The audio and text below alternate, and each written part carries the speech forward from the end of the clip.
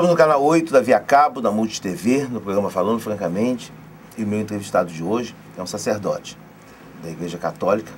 Eu vou entrevistar hoje uma pessoa que inclusive é ligada à educação. E não só a educação religiosa, mas a educação do lado civil também. Eu vou entrevistar hoje o padre Gilson Mota. Padre Gilson, é um prazer. Eu confesso que eu te falei, eu pensei que eu fosse entrevistar um senhor. Eu tinha visto só algumas vezes em fotografia, assim, rapidamente, e não tinha fixado. Mas eu não vou entrevistar um senhor, eu vou entrevistar um jovem. Obrigado. Um padre, que é um jovem padre Gilson Mota. Essa câmera aqui é para os seus cumprimentos iniciais.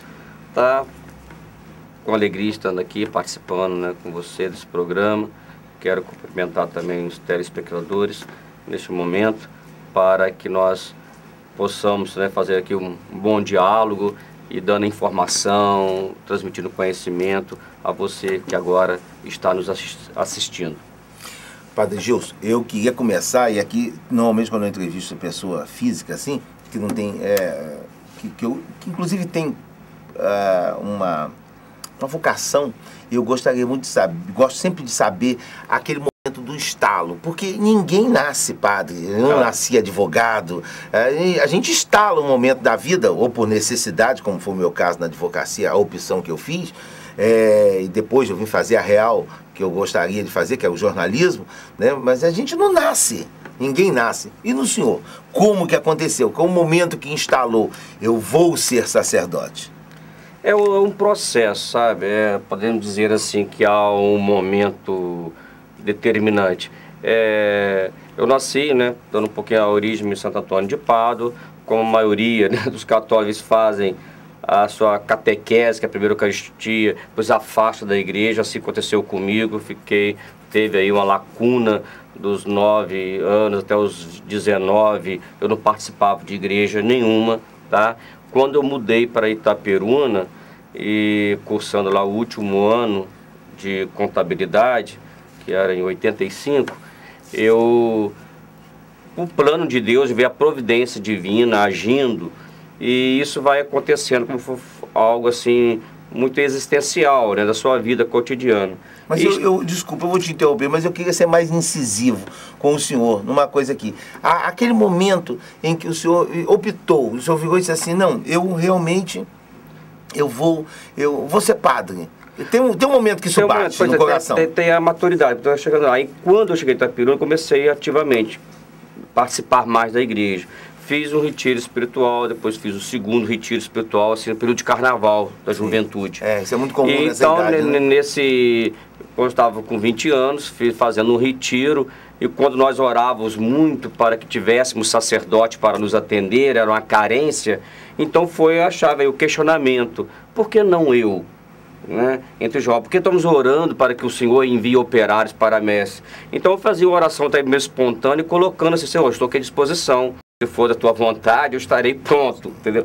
Então não houve, como muitas pessoas idealizam, aquele chamado como se estivesse ouvindo uma voz. Sim. Às vezes na narração bíblica, um pouco assim, figurada, né? Salomão ouviu a voz de Deus, alguém estava dormindo, ouviu um sonho, vem, segue-me, entendeu? Então, falei, isso é um processo. Então, pode haver isso também. Não estou descartando essa possibilidade. No seu caso, pessoas, não, né? Mas no meu caso, acho que foi assim. É uma maturidade na fé, uma frequência maior, até chegar a um ponto, assim, de ver o sacerdócio com mais naturalidade. Entendeu? Então cheguei e comecei a rezar, colocando, né, para Deus isso, e percebi esse chamado, mas que não foi uma voz que vinha do além, esse chamado que brotava, né, do interior, aquele desejo de querer servir, né, de estar sentindo bem em poder levar a mensagem de Deus. Estava ali, algum dia eu vou estar aqui como sacerdote, né? Então por aí foi. Então, padre, e nesse processo, como é que foi a família? Porque o senhor já tem outros parentes familiares que são religiosos? Não. Porque inicialmente houve até a resistência. Embora minha família, como dizia o teólogo Calhani, poderíamos dizer que meus pais, meus irmãos, irmãs, é como se fosse assim, um cristão anônimos, porque é a questão de virtudes, caráter, e isso eu agradeço muito a minha família, embora naquele período não sendo assim católicos praticantes, mas devido a família do interior, né? Zona rural mesmo, para sitiante. Então, isso requer também, requer não, naturalmente, melhor dizendo, suponho que sejam pessoas, né, de muito índole, de muito caráter. Já traz no íntimo, né? Já traz no íntimo, né, do ser inerente, né, a pessoa. Quanto então, mais humilde, mais sério, então, né? Eu agradeço muito. Então, essa formação que eu tive religiosa na prática, embora não na teoria, que acho que a prática é até mais importante. E houve alguma resistência por ter uma visão distorcida. Minha mãe achava assim, eu sendo padre, eu ia ficar muito distante, eu ia isolar da família, eu ia para uma terra distante, e houve uma rejeição muito grande. Mas depois foram acostumando com a ideia. Por isso mesmo eu optei por ser padre diocesano, para dizer, eu vou ficar por perto, né? Porque muitas pessoas não entendem isso, congregação religiosa, né? De padre secular ou diocesano. Então por isso eu optei pela diocese de Campos, para ficar nesse limite territorial entre norte e noroeste fluminense. Eu vou falar com a minha mãe, mãe, a cidade mais distante que eu posso ir é para Campos. E como aconteceu, de padre para Campos, né? Então eu não vou ficar por aqui na região nossa mesmo, etc. Mas depois foi conformando, hoje são todos praticantes e na família foi o primeiro. Não tem... uma colocação que aí para esclarecer a mim e ao telespectador também. O diocesano é que fica numa região. Mas se fosse um franciscano, por exemplo, tem condição, aí que vai para longe. Isso. É isso no aí, Brasil, né? Eles, aonde que estiverem em casa, de norte a sul do país. Pode ir para qualquer lugar. lugar. Para exterior, há um diálogo hoje superior, mas antes não havia. Hoje é uma obediência mais dialogada, né? Sim. Mas século passado era assim, olha, eu quero você que vá para a França, vá para a África agora, está precisando de você, a casa de missão está precisando. Então, geralmente essas congregações religiosas mais antigas, franciscanos, beneditinos, redentoristas, salesianos, tem casa no mundo todo. Geralmente surgiu da Europa ou outros continentes, né? Até a origem da congregação, a história da congregação. Então, mais antiga é o próprio Brasil, né? Então, reconhecido oficialmente, claro. Então, as pessoas estariam disponíveis mesmo aí em qualquer região. E a grande medo da minha mãe. E aquela concepção também do padre, naquela época, né? Mais tradicionalista, muito fechado. A distância que existia, e que havia um distanciamento, não só de espaço, mas aquele distanciamento que criava às vezes, que isolava o padre da família, que não poderia, durante o tempo todo, seminário, não visitava a família, era uma vez por ano, podia ficar uma vez só com a família, e hoje é bem diferente, né?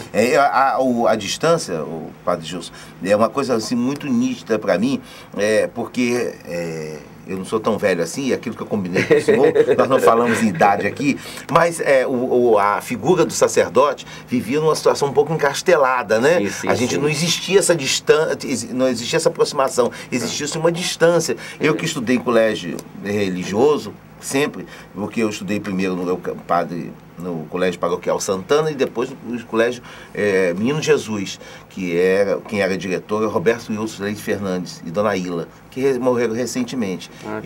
Ele foi o professor Roberto foi depois advogado, veio até ser meu colega, e ele era inclusive advogado da Cúria, no tempo de Dom Carlos Alberto Navarro.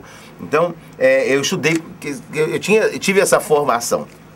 Então, existia aquela figura, o padre Rosário, que a gente vai falar lá adiante, eu gostaria de falar lá adiante, é uma coisa encastelada, uma coisa um tanto ou quanto endeusada, assim, distante da gente. E isso é uma coisa que eu acho que... É ruim, né? Eu acho que é ruim porque atrapalhava a fé. Claro. Não é isso? O padre deve estar inserido na comunidade, no contexto, até para conhecer, né? Aí, com o tempo, foi, né, amadurecendo e desmistificando, né? Então, a questão até do endeusamento, né? Colocava-se no pedestal, podemos dizer, né, na linguagem. Apesar da humildade, inclusive, do padre Rosário, sabe? Muito, tantos eles, mas o distanciamento no sentido que era uma figura como se fosse divinizada, imaculada. Então é até interessante olhar o sacerdote como uma pessoa humana, embora com a missão sublime, diferenciada, aquele que tem a diferença do outro na missão, uma missão, melhor dizendo, na função, porque a missão são todos iguais diante de Deus, mas não deixa de ser um ser humano como outro qualquer, com suas limitações também. Né? O senhor está quanto tempo ordenado? Eu completo agora em dezembro 18 anos, que eu ordenei, né? Foi em dezembro de 93. E o senhor saiu, da sua ordenação, a primeira paróquia foi aonde? Eu ordenei em Santo Antônio de Padre, foi metida a minha terra natal, na paróquia São Santo Antônio. e logo vim para o seminário. Fiquei como vice-reitor, na época do Dom Roberto Guimarães era padre ainda em Itapiruna. E ele era o reitor, eu ficava como vice. Eu fiquei 1 ano aqui em Campos, trabalhando no seminário, mas assistindo o Carmelo, a comunidade da Penha, ali da usina, onde eu tinha padre durante 1 ano. Aí em 95 foi criada a paróquia Nossa Senhora de Fátima do IPS. Aí eu fui o primeiro pároco.